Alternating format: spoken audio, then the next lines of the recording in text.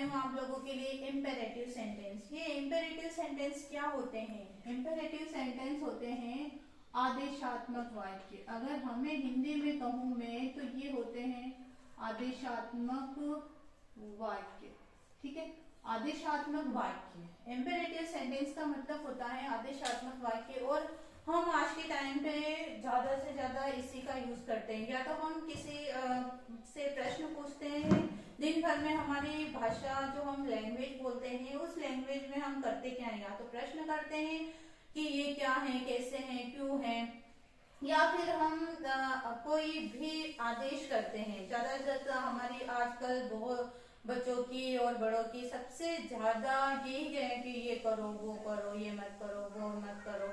ठीक है, आदेशात्मक वाक्य इम्पेरेटिव सेंटेंस में सारे वही आते हैं। जैसे इसका अगर सेंटेंस अगर स्ट्रक्चर बनाऊं तो इसका स्ट्रक्चर होता है V1 प्लस ऑब्जेक्ट। बहुत ही सिंपल सा स्ट्रक्चर होता है, V1 प्लस ऑब्जेक्ट। और जो भी वर्ब होती है उस वर्ब के बाद अगर हम बहुत सारे वर्ब तो होते हैं, सिर्फ वर्ब से ही सेंटेंस कंप्लीट हो जाता है। जैसे मैं कहूँ स्टॉप, क्वाइट, ठीक है, या फिर ऐसे हम कहें वेट वेट वेट, तो ओनली वेट वर्ड से ही हमारा सेंटेंस कंप्लीट हो रहा है। जैसे मैं कहूँ वेट, तो वेट होता है रुको रुको रुको, वेट। ठीक है, अगर मैं कहूँ स्टॉप, तो ये कुछ ऐसे वर्ब हैं जिन वर्ब से एक वर्ब से ही पूरा सेंटेंस कंप्लीट होता है। और जैसे मैं बहुत सारे वर्ड्स होते हैं, जैसे वर्ब की फर्स्ट फॉर्म लगाकर हम इम्पेरेटिव, जैसे मैं कहूँ रीड तो पढ़ो, ठीक है, मैं कहूँ रीड तो रीड यानी पढ़ो, ठीक है, और मैं कहूँ रीड द बुक, इस किताब को पढ़ो, रीड द बुक, वहां पर read this book, read this page, इस पेज को पढ़ो।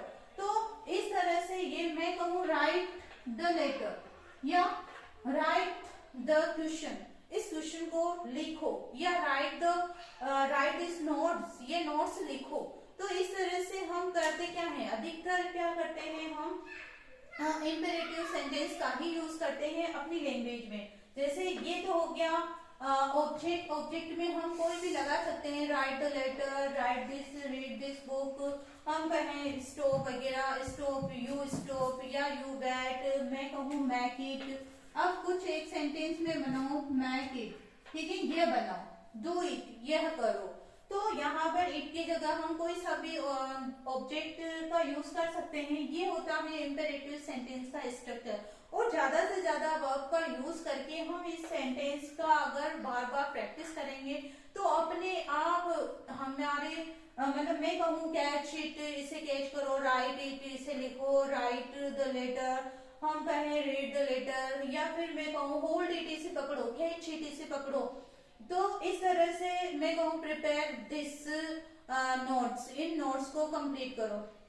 तो हम ज्यादा से ज्यादा यूज इम्पेरेटिव सेंटेंस की प्रैक्टिस करना बहुत ज्यादा जरूरी है। मैं बार बार अभी इतनी बार क्यों बोली हूँ, क्योंकि आप लोग बार बार जब ये सुनोगे तो बार बार आप लोगों ने जब मेरे मुंह से ही इसको 4 या 5 बार सुना है तो अपने आप आपका माइंड इस चीज को कैच करेगा कि हमें इम्पेरेटिव सेंटेंस का यूज इस तरह से करना है। और लैंग्वेज के अंदर बहुत ज्यादा इम्पेरेटिव सेंटेंस का ही यूज होता है, क्योंकि हम अपनी डेली लाइफ में इम्पेरेटिव सेंटेंस का दिन भर में बहुत सारा यूज करते हैं। और जब हमारी लैंग्वेज अच्छे होगी तो इम्पेरेटिव सेंटेंस का यूज हम आराम से हम अपने मुंह पर ऐसे शब्द आने लग जाएंगे जब हम बार बार ऐसे ही सेंटेंस का यूज करेंगे। अब मैं कहूँ कि इसे नेगेटिव में बदलो, तो नेगेटिव में बदलना बहुत ही आसान है, डोंट लगा दो आगे, ठीक है, डोंट लगाकर वर्ब की फर्स्ट फॉर्म, फिर ये ऑब्जेक्ट, ठीक है ना।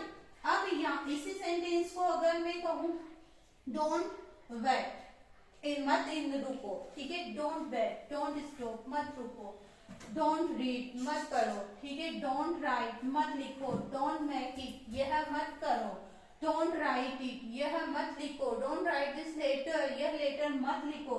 तो इस तरह से हम डोंट लगाकर यूज कर सकते हैं। दूसरा होता है हम नेवर का यूज कर सकते हैं, नेवर लगाकर। और नेवर के बाद अगर मैं कहूँ, नेवर के बाद होती है वर्ब की first form, never read it, यह कभी मत पढ़ो, ठीक है, नेवर गो इट, उधर कभी मत जाओ। अगर मैं इसी का स्ट्रक्चर मैं बनाऊं गो देयर, ठीक है, नेवर गो देयर, वहां मत जाओ, वहां कभी मत जाओ, ठीक है। इस तरह से हम सेंटेंस नेवर मेक इट, इसे कभी मत बनाओ या कभी मत, तो कभी नहीं। नेवर का हिंदी अर्थ क्या होता है? कभी नहीं, ठीक है ना, कभी नहीं। और इसी का अगर हम असर्टिव बनाए तो ऑलवेज का यूज कर सकते हैं हम। Always make it, always read it. जैसे मैं कहूँ I always read this book, मैं हमेशा इस बुक को पढ़ती हूँ। I always write the letter, मैं ये लेटर हमेशा लिखती हूँ।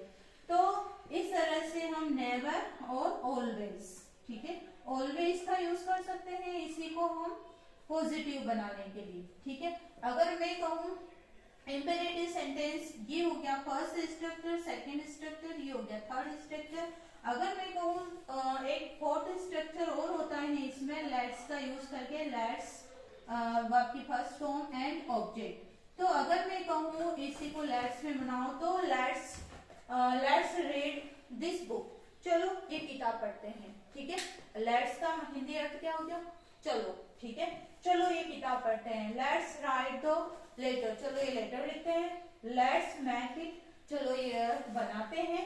लेट्स गो प्ले, चलो हम खेलने चलते हैं। तो इस तरह से लेट्स प्ले, चलो खेलते हैं। लेट्स स्पीक, चलो बोलते हैं। लेट्स लिसन, चलो सुनते हैं। लेट्स वॉच द टीवी, चलो टीवी देखते हैं। तो इस तरह से हम लेट्स का यूज करके भी बहुत सारे स्ट्रक्चर हम बना सकते हैं। तो ये चार जो स्ट्रक्चर मैंने आपको बताए हैं, इन चार स्ट्रक्चर का जब आप ये क्लास पूरी देखने के बाद जब आप बार बार इन स्ट्रक्चर का यूज करोगे तो अपने आप ये स्ट्रक्चर बोलना भी सीखोगे। और अगर बच्चे इन वीडियोस को देख रहे हैं, इस क्लास को देख रहे हैं, तो इस तरह के जब हम वर्ब का यूज करके सेंटेंस बनाते हैं तो उन वर्ड्स को वो पढ़ना भी सीखेंगे। जैसे ये मेक लिखा है, रीड लिखा है, राइट लिखा है, स्टूप लिखा है, बेट लिखा हुआ है, नेवर लिखा हुआ है। ज्यादा से ज्यादा बच्चों को हम स्ट्रक्चर बनाने के लिए बोलेंगे, स्ट्रक्चर को बार बार अलग रीडिंग कराएंगे तो बोलकर बच्चे और अच्छे से सीखेंगे, उसके साथ लिखकर सीखेंगे। तो इस तरह से हम बच्चों को लिखकर भी सिखा सकते हैं, बोलकर भी सिखा सकते हैं। हम बार बार बोलेंगे, बार बार लिखाएंगे तो आराम से इस तरह के सेंटेंस अपने आप अपने मुंह पर आने लग जाते हैं। इंग्लिश किस तरह से अपने लैंग्वेज के अंदर शामिल हो जाएगी और आप लोगों को पता भी नहीं चलेगा।